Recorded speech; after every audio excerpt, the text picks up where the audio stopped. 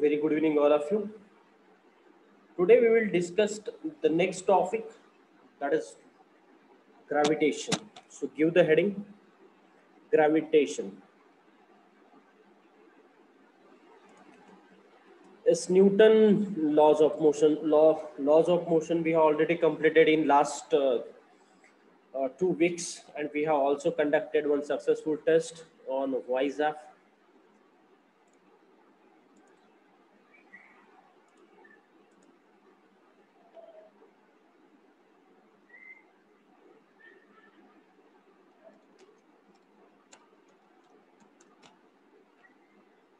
So note down the heading, that is gravitation.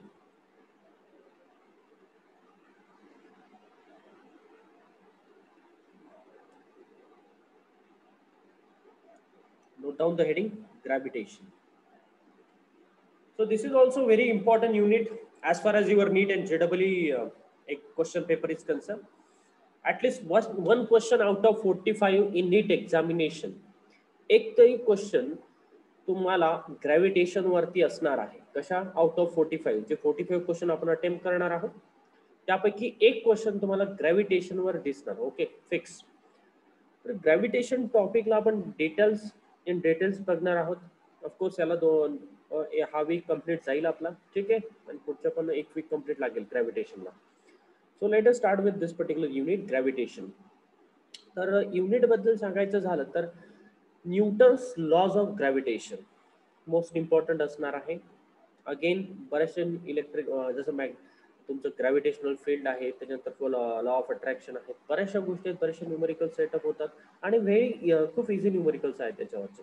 Okay, so let us start with this particular unit नाव. आलेत सगळेजण? फक्त 8 participants. आणि आजपासून हे सगळे जे काही व्हिडिओज आपण इथे कंडक्ट करतो आहे लेक्चर्स, हे तुम्हाला यूट्यूबवर सुद्धा अवेलेबल होणार after completion of lecture. But याचा अर्थ असा नाही की तुम्ही लेक्चरला अब्सेंट राहायचं, बरोबर. लेक्चरला प्रेझेंट राहायचं आहे. ते मी पब्लिश करील नाही करील ते माझ्यावर डिपेंड आहे, त्यामुळे तुम्ही लेक्चरला अटेंड राहायचंच आहे.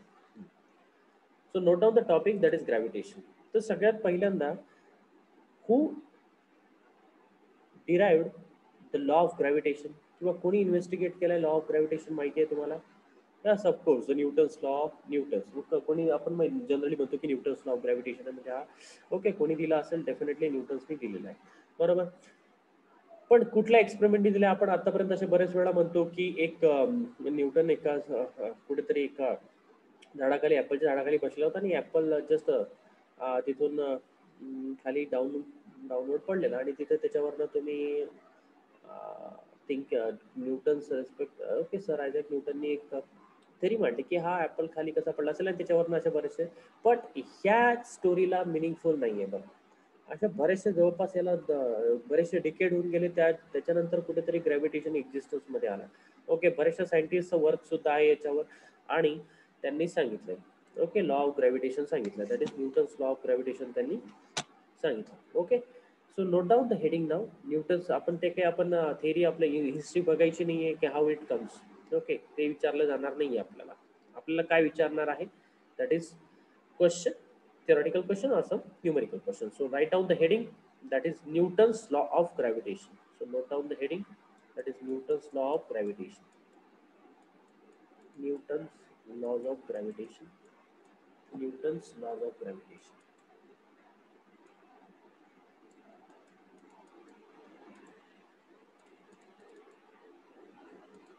Yes. तर सीबीएसई स्टुडंट्स मला वाटतं झालेलं असेल की न्यूटन्स लॉ काय असतो ग्रॅव्हिटेशनचा लॉ माहिती आहे सगळ्यांना, बरोबर आहे. वन्स अगेन आपण एकदा रिकॉल करून घ्या न्यूटन्स लॉ ऑफ ग्रॅव्हिटेशन म्हणजे काय असतं. Okay, let us consider the two bodies. या दोन बॉडीज प्रेझेंट आहे आपल्याकडे. Let us consider the two body.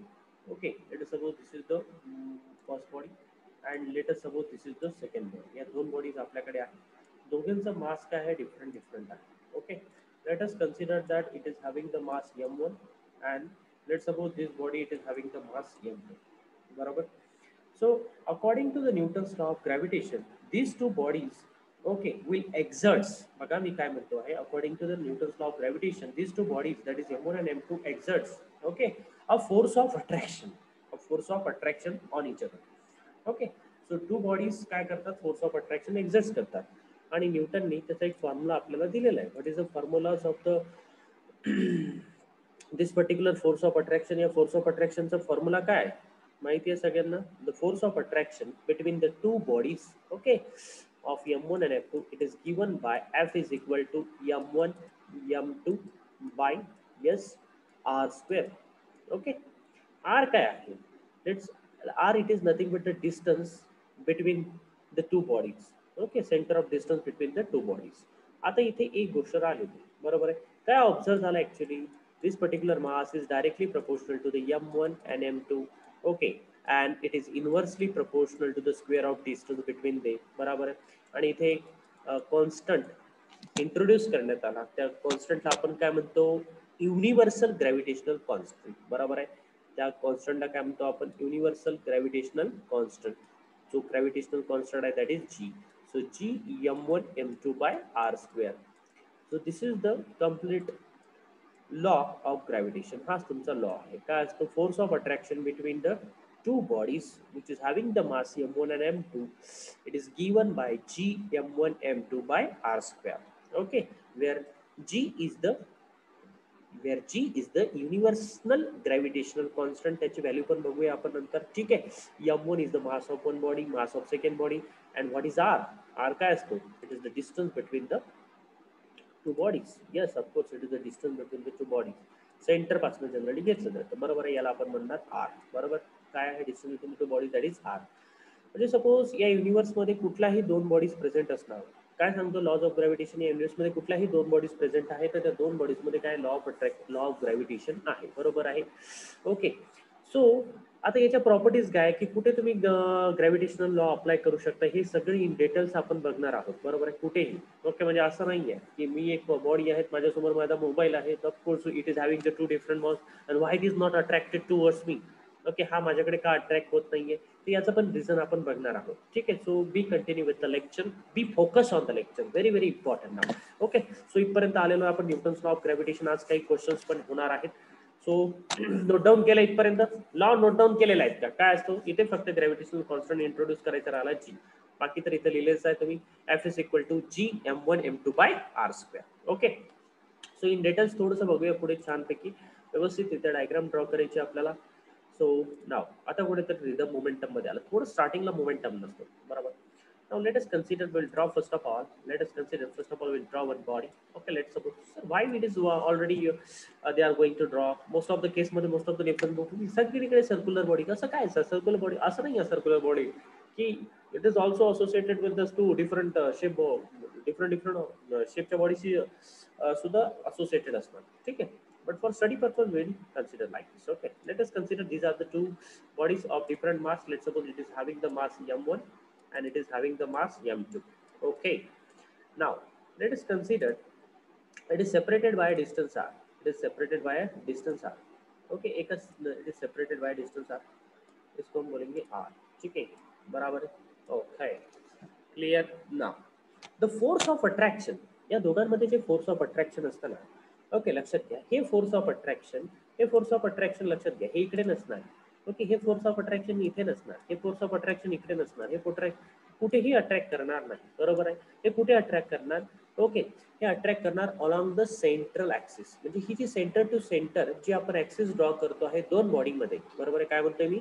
Centre to centre जी आपण ऍक्सिस ड्रॉ करतो आहे दोन बॉडीजमध्ये, अलॉंग दॅट ऍक्सिस हा ग्रॅव्हिटेशनल फोर्स जो आहे तुमचा एक्झिस्ट करणार. काय म्हणतोय मी? अलॉंग दिस पर्टिक्युलर ऍक्सिस हा तुमचा ग्रॅव्हिटेशनल फोर्स एक्झिस्ट करणार. त्यामुळे या फोर्सला काय म्हटलं जातं माहितीये का? या फोर्सला म्हटलं जातं सेंट्रल फोर्स. काय म्हटलं जातं याला? Central force. Topic note down करत चला. ओके, त्यामुळे या ग्रॅव्हिटेशनल फोर्सला काय म्हटलं जातं? Central force. Because this particular force is acting along the axis joining the centre of the two bodies. कुठेही नाही ऍक्ट होणार. ओके, कुठेही ऍक्टिव्ह होणार नाही. So this particular, okay, what we can call as a gravitation or the force of attraction, the gravitational force of attraction, it is exerts along this axis. Okay, इकडे असणार, बरोबर. Exactly दिस. Okay, इकडून इकडे draw करायचं असेल तर असं असणार, बरोबर आहे. How you can denote it? याला कशा प्रकारे डिनोट करणार बघा. ओके, हे जे मी ड्रॉ केलेलं आहे, this is the force of attraction, बरोबर आहे. Force of attraction. बरोबर आहे. Gravitational force, okay. Gravitational force on body 1 by 2, बरोबर आहे. हा जो फोर्स आहे हा काय आहे, फर्स्ट बॉडीवर आहे, M1 बॉडीवर आहे, बाय बॉडी 2. हा जो फोर्स आहे हा फोर्स कुठला आहे, कशाने रिप्रेझेंट करणार, लक्ष द्या इकडे, इकडे द्या. It is a force on body 2 by body 1, ठीक आहे. So it is denoted by F21 and F1, म्हणजे डिनोटेशन. तुम्ही बघत असाल तर काय आहे, इक्वल अँड अपोजिट आहे. कुठलंही साइन कन्व्हेन्शन घेतलं, हा F12 जर पॉझिटिव्ह असेल तर हा काय कन्सिडर करावा लागेल, बरोबर आहे, equal, okay. Negative sign F21, बरोबर आहे. कुठून आलं हे, न्यूटन्स थर्ड लॉ. कुठून म्हणजे तिथे हा पेअर मध्ये एक्झिस्ट करतो, त्याच्यामध्ये पेअर मध्ये एक्झिस्ट करतो आणि इक्वल अँड अपोजिट आहे, बरोबर आहे, existed by the two bodies. So हा पण एक पॉईंट नोट डाऊन करा. आता याच्या थोड्याफार प्रॉपर्टीज ज्या आहेत त्या आपण बघून घेऊया. ओके, इथपर्यंत कळलेलं आहे. ओके, इथपर्यंत कळलेलं आहे सगळ्यांना. पहिला पॉईंट जर नोट डाऊन करायचा असेल तर हा काय आहे, सेंट्रल फोर्स आहे, बरोबर आहे. ग्रॅव्हिटेशनल फोर्स कसा आहे, सेंट्रल फोर्स आहे, बरोबर आहे. इथे परत एकदा लागेल तर लिहायचं असेल तर तुम्ही लिहू शकता. काय लिहायचं आहे तुम्हाला, फॉर्म्युला जर लिहायचा असेल तर gravitational force is equal to F is equal to G M1 M2 by R square, where R बघा स्क्वेअर ऑफ डिस्टन्स आहे, बरोबर. हा it is inversely proportional to the square of distance. Square of distance कसा proportional आहे, square of distance, inversely proportional to square of distance. Okay. आता सगळ्या practicals म्हणजे जे काही प्रॅक्टिकल सिग्निफिकन्स आहे, प्रॉपर्टीज वगैरे आहे, सगळे आपण इथं बघून घेणार आहोत. क्लिअर, इथपर्यंत नोट डाऊन केले सगळे. आता कोणाला माहिती नसेल, कोणाला माहिती नाही ग्रॅव्हिटेशनल कॉन्स्टंट, तर माहिती नसेल तर लिहून घ्या लागेल. तर G is called as the gravitational constant. Universal gravitational constant हा असतो तुमचा 6.67. इथे असतो हा तुमचा 6.67 इंटू 10⁻⁻11, ठीक आहे. 10⁻⁻11 लर्न करायचा, लर्न आजच्या आज. ओके, लेक्चर संपोपर्यंत हा तुमचा जी लर्न झालेला पाहिजे, ठीक आहे. 6.67 into 10⁻⁻11. Okay, what is the unit, याचं युनिट तुम्ही या वरच्या फॉर्म्युलावरून इझिली फाइंड आउट करू शकता. जीचं युनिट फाइंड आउट करायचं आहे, हा एफ असणार, बरोबर. एफ म्हणजे कशामध्ये असणार, न्यूटन मध्ये, ठीक आहे. हा आर स्क्वेअर इकडे जाणार, आर स्क्वेअर कशामध्ये असणार, डिस्टन्स आहे, त्यामुळे तो काय असणार, मीटर स्क्वेअर. क्लिअर, वरच्या फॉर्म्युलावरून, ठीक आहे, एकदम सिंपल. आणि डिवायडेड बाय, बरोबर आहे, डिवायडेड बाय हा M1 म्हणजे काय असणार, केजी, हा डिवाइडला असणार, त्यामुळे इथे काय येणार, KG square. Easily find out करू शकता, बरोबर. सो युनिट तर तुम्ही इझिली या फॉर्म्युलावरून सुद्धा तयार करू शकता, न्यूटन मीटर स्क्वेअर पर केजी स्क्वेअर. आता याचे जे डायमेन्शन्स आहेत, डायमेन्शन तुम्ही इझिली, ओके, तुमच्याकडे प्लेंटी ऑफ टाइम आहे, तर प्लेंटी ऑफ टाइम मध्ये एक छोटंसं काम करायचं, होमवर्क करून याचे डायमेन्शन्स काढून घ्यायची, गरज नाही तसं, पण असू द्या नोट्समध्ये. सो फर्स्ट पॉईंट क्लिअर झाला की हा सेंट्रल फोर्स आहे. कसा फोर्स आहे, सेंट्रल फोर्स आहे. फॉर्म्युला माहिती आहे, ओके, फॉर्म्युलेशन झालेलं आहे, जी ची व्हॅल्यू पण पाठ झालेली आहे. क्लिअर, युनिट माहिती आहे, इक्वल अँड अपोजिट फोर्स असतो हे पण माहिती आहे, ठीक आहे. Okay, next. आता बघा, हा जो ग्रॅव्हिटेशनल फोर्स असतो हा कुठला फोर्स असतो बेटा, second point, first and very very important. Okay, याला आपण फर्स्ट पॉईंट झाला, याला आता सेकंड पॉईंट म्हणूया, ठीक आहे. आता याला फर्स्ट पॉईंट, याला इरेज करू का मी, इरेज करू का, कारण आता इथे मला दुसरा पॉईंट लिहायचा आहे. क्लिअर, दुसरा पॉईंट हो सर लिहायचा आहे, लिहायचा आहे second point. So note down the second point here. चलो बेटा, नोट डाउन करो सेकंड पॉईंट. मला सांगा, ग्रॅव्हिटेशनल हा कुठला फोर्स असतो बेटा, हा रिपल्सिव्ह फोर्स असतो का अट्रॅक्टिव्ह फोर्स असतो बेटा, कोणालाही माहिती आहे. कुठला फोर्स असतो, अट्रॅक्टिव्ह फोर्स. अट्रॅक्टिव्ह कुठला फोर्स असतो, यस, अट्रॅक्टिव्ह फोर्स आहे. कुठला फोर्स आहे, attractive force. The force of attraction between the sun and the earth, the force of attraction between, yes, force of attraction, the gravitational force of attraction between the earth and the moon, बरोबर आहे. Okay, so कारण अर्थ revolve होत आहे, कशाच्या about revolve होतं बेटा, सनच्या about revolve होतं बेटा. कशाच्या अबाउट रिव्हॉल्व होतं, सनच्या about, due to because of what, gravitational force. Then moon जो आहे तो अर्थच्या अबाउट रिव्हॉल्व होतो, due to because of what, gravitational force of attraction, बरोबर आहे. ज्या काही तुमच्या काय म्हणतात त्याला, समुद्र बघितला असेल तिथे तुम्हाला माहिती आहे अमावस्या पौर्णिमेला काय येतं बेटा, असतं ना ते भरती ओहोटी काहीतरी म्हणतात त्याला, इंग्लिशमध्ये मला माहिती नाही काय म्हणतात. सो भरती ओहोटी येते, it is also due to the what, force of attraction, बरोबर आहे. पौर्णिमेला कसं असतं, चंद्र कम्प्लीट दिसतो, त्यामुळे त्याचा कम्प्लीट, ओके, जो काही ईस्ट फेसिंग आहे म्हणजे अर्थ फेसिंगकडे, यस, अट्रॅक्शन जास्त असणार, त्यामुळे काय ना, there is a waves will be there in the sea, you will observe the waves. त्यामुळे ते काय भरती ओहोटीचे प्रकार बरेचसे घडत असतात. ओके, सो त्यामुळे आपला सेकंड पॉईंट पण क्लिअर झालेला आहे की हा काय तुमचा ग्रॅव्हिटेशनल फोर्स ऑफ अट्रॅक्शन आहे किंवा हा अट्रॅक्टिव्ह फोर्स असतो बेटा. लक्षात घ्या, न्यूमरिकल्स पण आहे, पण थोडीफार त्यांनी आपल्याला पहिल्यांदा कन्सिडर करायचे, कारण हे MCQ मध्ये थोडाफार विचारलं जाऊ शकतं. Okay, next, third point that we have to consider over here हा जो काही फोर्स ऑफ अट्रॅक्शन आहे किंवा ग्रॅव्हिटेशनल फोर्स आहे, this force of attraction it is independent of medium. Okay, हा कशावर डिपेंडंट नाहीये बेटा. This force is independent of medium. Independent. Okay, independent of medium. Independent लिहित आहे तुम्ही. ओके, ऑफकोर्स सगळ्यांनी नोट डाऊन करायचं आहे simultaneously. Force is independent. DENT,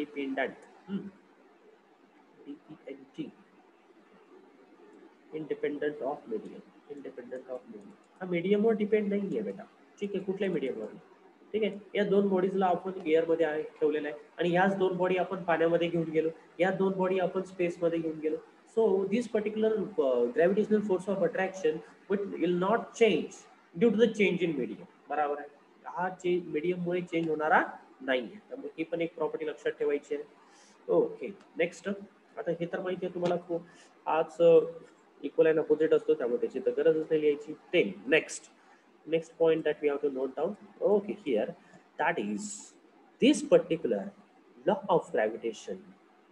It only valid. किसके लिए वैलिड है बेटा? It is only valid for. किसके लिए वैलिड रहता है मालूम है? This is only valid for point masses. किसके लिए वैलिड है? Point masses. This very important point. कशाला वैलिड आहे? हा पॉइंट मासेस वरच फक्त वैलिड आहे असं म्हटलं जातं. बरोबर आहे. पॉइंट असं का? Okay, point masses. But sir, is there is no gravitational force of attraction between me and Earth? Yes, there is a gravitational force of attraction, but we are considered as the point masses. बराबर आहे. Okay, मग या point मासेसला काय consider केलं जातं? Point masses म्हणजे छोटे masses generally म्हटलं जातं. बट लक्षात घ्या, ओके, दिस पर्टिक्युलर मासेस, जसं पॉइंट मासेस का बरं म्हटलंय, जसं सन आहे आणि आपलं अर्थ आहे. बरोबर आहे. यांच्यामधलं डिस्टन्स जर बघितलं तर खूप जास्त डिस्टन्स आहे. डिस्टन्स किती आहे? खूप जास्त डिस्टन्स आहे. बरं, याला जर आपण ओव्हरऑल बघायला जर घेतलं तर स्पेस पॉईंट ऑफ व्ह्यू जर आपण बघितलं तर हे काय आहे, एक सनला एक पॉईंट मास कन्सिडर केलं आणि अर्थला एक पॉईंट मास कन्सिडर केला आणि यांच्या दोघांमध्ये ग्रॅव्हिटेशनल फोर्स ऑफ अट्रॅक्शन. बरोबर आहे. बरोबर आहे. ओके, आणि हा जो जी मेन्शन करतोय ना, हा जी जो आहे युनिव्हर्सल ग्रॅव्हिटेशनल कॉन्स्टंट, हा पूर्ण युनिव्हर्समध्ये ब्रह्मांडामध्ये काय आहे? सेम आहे. हा काही चेंज होणार नाहीये. त्याची व्हॅल्यू 6.67 जो आहे इंटू 10⁻⁻11 ही व्हॅल्यू चेंज होणार नाही. पूर्ण ब्रह्मांडामध्ये ती सेम आहे. बरोबर आहे. त्यामुळे it is only valid for the point masses. For we will consider the point mass system. आणि त्या पॉईंट मास सिस्टमच्या आतमध्ये काय चाललं हे आपण बघणार नाही. ओव्हरऑल पॉईंट मास फक्त आपण बघणार आहोत. ठीक आहे. So it is only valid for the point mass system. हे पण एक लक्षात ठेवायचं आहे तुम्हाला. ओके, आणि मोस्ट ऑफ द केसमध्ये लागेल तर लिहून घ्या तुम्ही हा फिफ्थ पॉईंट म्हणून याला लिहून घ्या. इथेच खाली लिहितोय बघा. It is okay, it is specially use for the heavy bodies. कशासाठी? हेवी बॉडीज ज्या असतात ना, हेवी. ठीक आहे, हेवी बॉडीजसाठी जनरली. ओके, आता छोट्या छोट्या गोष्टीसाठी तर नाही लावणार ना आपण ग्रॅव्हिटेशन. बरोबर आहे. So it is generally associated with the or the signified for the heavy bodies. Heavy बॉडीजसाठी हे असं जनरली आपण अप्लिकेबल करतो. ठीक है. So these are the some points which are related with the laws of gravitation. Yes, have you just go through it and just note down the topic. Okay, इसमें कोई problem है तो पूछ सकते हो. ठीक है. इसके बाद हम डायरेक्टली इसके ऊपर एक न्यूमेरिकल लेने वाले हैं. ठीक है, we will take one numerical on this particular topic. We will take, so note down it fast. इसके ऊपर नोट डाउन चल दो, जल्दी फास्ट नोट डाउन करो. चलो अभी एक क्वेश्चन लेने वाले हो. क्वेश्चन आया हुआ है. ठीक है, बहुत बढ़िया क्वेश्चन है मेरा. क्वेश्चन बहुत बढ़िया. Let us take the question now. Yes, have you clear it और not? Yes, so write down the question now. Question लिखो. Question number 1. Yes, let us consider we have the 2 bodies. हम ले रहे हैं यहाँ पे हमारे पास में 2 bodies है. ठीक है.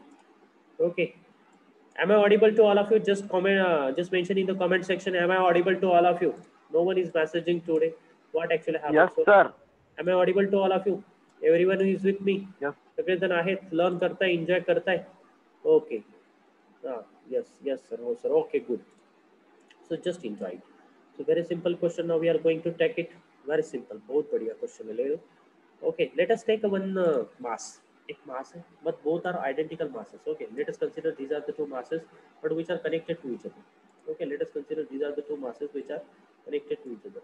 दोन्ही masses क्या एकमेकाला connected आहे. बरोबर आहे, connected आहे, but identical masses. कसे masses आहेत? Identical. दोन मासेस आहेत बरोबर आणि आयडेंटिकल मासेस आहेत. नोट डाऊन करा कसे मासेस आहेत आयडेंटिकल. सो आयडेंटिकल मास आहे म्हणजे काय सेम आहे. आयडेंटिकल म्हणजे दोघांचा मास सेम आहे बरोबर असं घ्या. आयडेंटिकल मास आयडेंटिकल मासेस बरोबर म्हणजे दोघांचा मास काय आहे सेम आहे. म्हणजे याचा मास यम असेल तर याचाही मास काय आहे यम आहे बरोबर क्लिअर. ओके आणि यांच्या Yes, दोघांमधलं sir. डिस्टन्स बघा. दोघांमधलं डिस्टन्स बघा हा मास यम आहे याचाही मास सेम आहे. आयडेंटिकल आहे म्हणजे दोघांचा पण रेडियस काय असणार आहे सेम आहे. आयडेंटिकल मासेस आहेत म्हणजे दोघांचा रेडियस पण काय आहे सेम आहे बरोबर. म्हणजे सपोज याचा जर रेडियस आर असेल तर याचा पण रेडियस काय असणार आहे आरच असणार. ठीक आहे याचा रेडियस आर आहे तर याचा पण रेडियस काय असणार आहे आरच असणार क्लिअर. ओके 2 मिनिटं मी या यम ला इथे इथं एरेज करतो आणि या आर ला पण इरेज करतो. ठीक आहे दोघांचं मास तर मी सेम सांगितलंय तुम्हाला. इथे फक्त काय करतोय once again I will show the distance between the points. Okay काय म्हटलं मी त्याला हा जर आर असेल तर हा पण काय तुमचा आरच आहे. ठीक आहे याचा मास यम आहे तर याचा पण मास काय आहे यमच. ठीक आहे टू आयडेंटिकल मासेस आहे. आयडेंटिकल मासेस आहे म्हणजे दोघांचं रेडियस पण काय सेम आहे मास पण काय सेम आहे बरोबर. Okay made up of the same material. Identical masses made up of the same material. Material पण सेम आहे म्हटलं इथे बरोबर. जेव्हा जेव्हा असे वर्ड येतात ना मटेरियल सेम म्हटलं की काय सेम घ्यायचं लक्षात ठेवा. मटेरियल सेम म्हटलं की लक्षात ठेवायचं की काय सेम आहे मटेरियल सेम आहे म्हणजे काय की त्याची डेन्सिटी जी आहे ती काय सेम आहे. दोघांची डेन्सिटी काय सेम आहे. डेन्सिटी काय होत आहे व्हॅरी होत नाही बरोबर.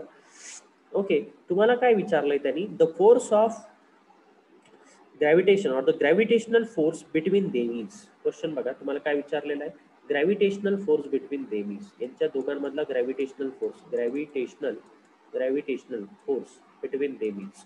ग्रॅव्हिटेशनल फोर्स बिटवीन एकदम simple question gravitational force between them is. Gravitational force between them is.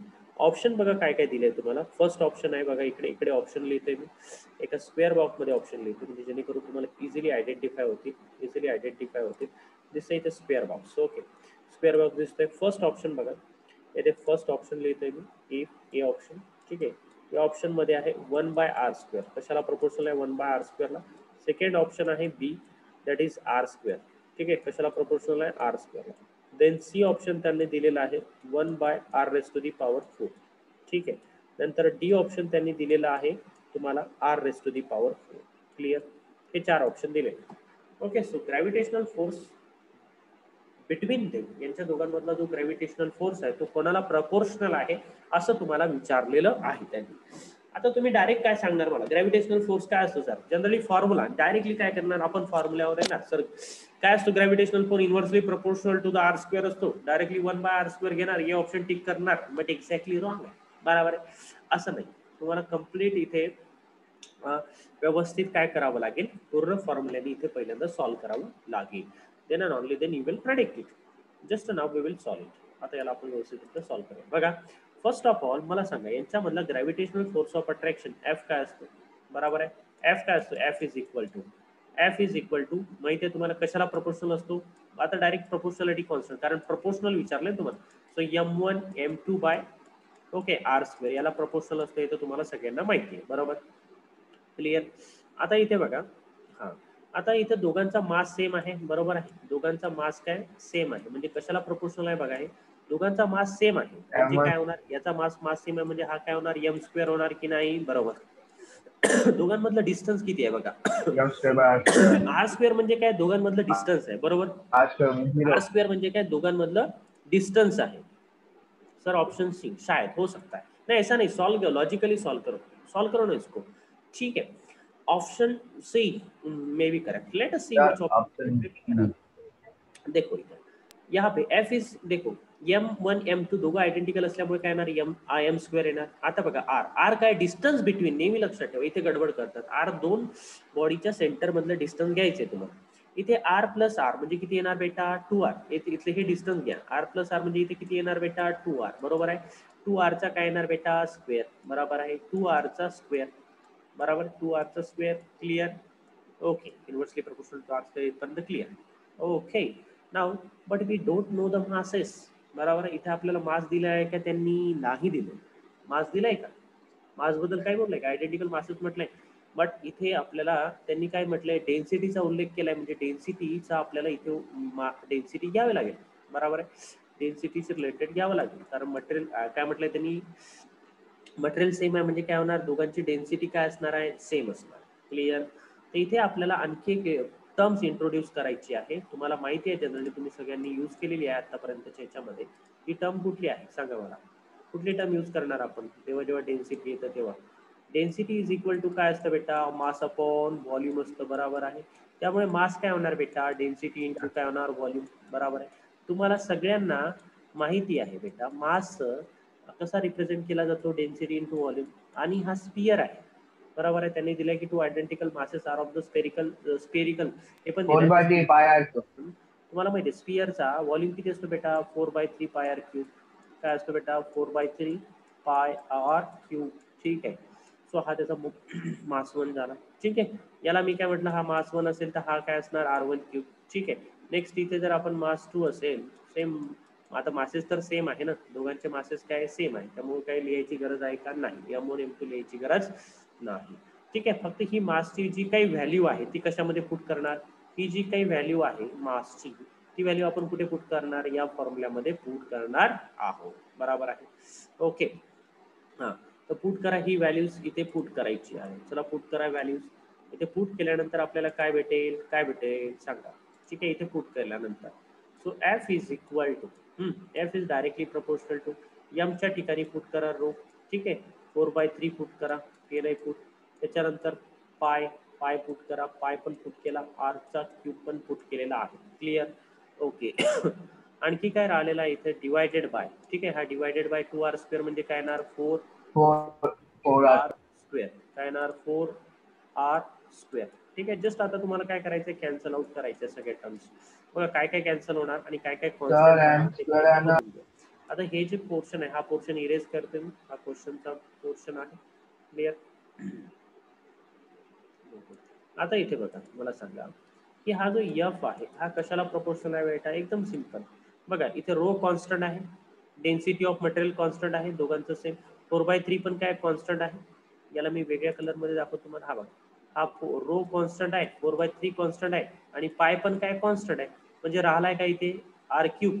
बरोबर आहे. आणि हा 4 पण कॉन्स्टंट आहे. बरं, 4ला पण घ्यायचं नाही. ठीक आहे. मग इथे राहतं काय, इथे राहतं काय, इथे राहतं काय, हा 4/3 पाय R³ आहे. बरोबर. बाकी तर सेम आहे ना आपलं, density is equal to mass is equal to density option into the volume is equal to 4/3 pi M² R³. बरोबर. बरं, पण इथं मासचा स्क्वेअर आहे ना, मासचा स्क्वेअर असल्यामुळे आपल्याला इथली टर्म काय लिहावा लागेल बेटा, हा स्क्वेअर घ्यावा लागेल की नाही. बरोबर आहे. R3चा स्क्वेअर घ्यावा लागेल. म्हणजे इथे काय येणार, मासचा स्क्वेअर आहे, मासच्या ठिकाणी आपण 4/3 पाय R³ ही व्हॅल्यू पुट केली, तो R³ त्यात R³ आणि त्याचा स्क्वेअर येणार, म्हणजे इथे काय येणार, R⁻⁴ किती येणार बेटा, 6 येणार की नाही. R⁻⁴ किती येणार बेटा, 6. क्लिअर. डिवायडेड बाय खाली काय आहे, R⁻². मग बाकी तर सगळे कॉन्स्टंट मध्ये गेलेत, त्याचा विचार करायचा नाहीये, कारण ते कॉन्स्टंट मध्ये गेलेत सगळे. क्लिअर. बघा त्यामुळे इथे काय R². ओके. सो बघा इथे काय शिल्लक राहिलंय, काय राहिलं शिल्लक. ओके, R² आणि R⁻⁶ म्हणजे किती होणार. ओके, 2 गेट कॅन्सल, म्हणजे इथे काय राहणार, फक्त R⁻⁴. क्लिअर. म्हणजे फोर्स कशाला प्रपोर्शनल आहे, कशाला प्रपोर्शनल आहे, कुठला ऑप्शन करेक्ट आहे बघूया. कोणाचा ऑप्शन होतं ऑप्शन डी. का, सर M² आहे ना, हो M² आहे. बरोबर. मग त्याचा विचार केलाय ना आपण जतीन इथे खाली. M² आहे, त्यामुळे एमच्या ठिकाणी आपण 4/3 पाय R³ पुट केलं होतं. बरोबर. तर मग आरचा क्यूब आहे, आरचा क्यूब असल्यामुळे आपल्याला काय करावं लागेल, त्याचा पण स्क्वेअर घ्यावा लागेल ना. या कम्प्लीट टर्मचा स्क्वेअर आहे तसं पाहिलं तर, ही कम्प्लीट टर्मचा स्क्वेअर आहे. हा 4/3 जो आहे ना, या कम्प्लीट टर्मचा स्क्वेअर आहे. बट हे याचा 4चा स्क्वेअर, 3चा स्क्वेअर, पायचा स्क्वेअर, हे तर सगळे कॉन्स्टंट मध्येच जाणार आहेत. बरोबर. मग राहिला काय R1चा, इथं काय R³ स्क्वेअर, तेवढाच फक्त आपल्याला कन्सिडरेशन मध्ये घ्यावा लागेल, तोच आपण घेतलेला इथे. बाकी तर सगळे कॉन्स्टंट मध्येच निघून जाणार. म्हणजे force is directly proportional R⁻⁴. म्हणजे which option is correct, D option is correct. Clear. Okay, कळाय का ऑप्शन सगळ्यांना, एकदा कॉमेंट बॉक्स मध्ये टाईप करून सांगून द्या. ठीक आहे. आणि क्वेश्चन याचा आन्सर पण नोट डाऊन करा. चला फास्ट, नेक्स्ट क्वेश्चन घ्यायचं आहे आपल्याला. कळलेलं आहे का सगळ्यांना. ओके. बघा कारण काय माहितीये का, आता अशा टाईपचे क्वेश्चन तुम्ही डायरेक्टली सॉल्व्ह करू शकत नाही, त्याला बाय डिफॉल्ट सगळं घ्यायचं. सर इथे काही लोक काय घेणार, सर इथे मास डायरेक्टली प्रपोर्शनल घेणार, इन्व्हर्सली प्रपोर्शनल घेणार आणि तिथे चुकणार. काय होणार, मोस्ट ऑफ द केस इथे मास कॉन्स्टंट आहे म्हणणार, मासला बाहेर काढणार नाही चालणार, मासला बाहेर काढून नाही चालणार. कारण काय दिलंय ते तुम्हाला मटेरियल सेगमेंटला डेन्सिटी घ्यावं लागेल. डेन्सिटी काय 4/3 πr³ घ्यावं लागेल. ओके, सो त्यामुळे तुम्हाला तो डायरेक्टली घेऊन चालणार नाही, बरोबर. त्यामुळे इथे डेन्सिटी घ्यावी लागेल. त्यामुळे अशा प्रकारचे कन्फ्युजिंग प्रॉब्लेम असतात. इथे मास स्क्वेअर घेतला, जर इथे मास कॉन्स्टंट घेतला तर म्हणजे मास जर तुम्ही अज्युम करून चालले, याला बाहेर ठेवलं तर डायरेक्ट इथून तुम्ही काय करणार, 1/r⁴ वर क्लिक करणार. ते आन्सर रॉंग होणार, बरोबर. का बरं रॉंग होतं, तर तिथे तुम्हाला डेन्सिटीचा वापर करायचा होता. क्लिअर. अशा प्रकारचे प्रॉब्लेम असतात. म्हणजे आपण आपलं अजम्पशन वेगळं असतं, त्यांचं अजम्पशन वेगळं असतं. ओके, सो आणि हा क्वेश्चन विचारलेला आहे, मोस्ट फेमस क्वेश्चन आहे, सगळ्यात फेमस क्वेश्चन आहे, विचारलेला क्वेश्चन आहे. ठीक आहे. ठीक आहे इथपर्यंत.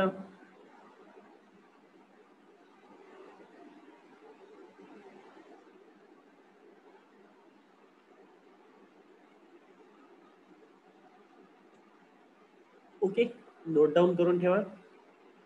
आणि काही आणखी प्रॉब्लेम्स जे आहेत मी PDF पाठवतोय तुम्हाला, त्याच्यानुसार सॉल्व्ह करा.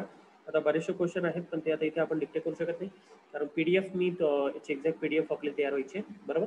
ते PDF पाठवून देतो, ट्राय करा आज. ओके, नोट डाऊन करा टॉपिक आणि थोडं वाचा, एररलेस मधनं पण वाचा आणि तयार करा आणि क्वेश्चन बनवा आणखी याचे चांगले क्वेश्चन बघा, थेरोटिकल क्वेश्चन पण बघून घ्या. Okay, so we will stop over here. We will discuss another question on some another topic on tomorrow. Yes, is there any problem? Okay, so let us. बस एवढंच आजच्या दिवसापुरतं, उद्या आपण नेक्स्ट बघूया. Okay, I will stop over here. Thank you very much.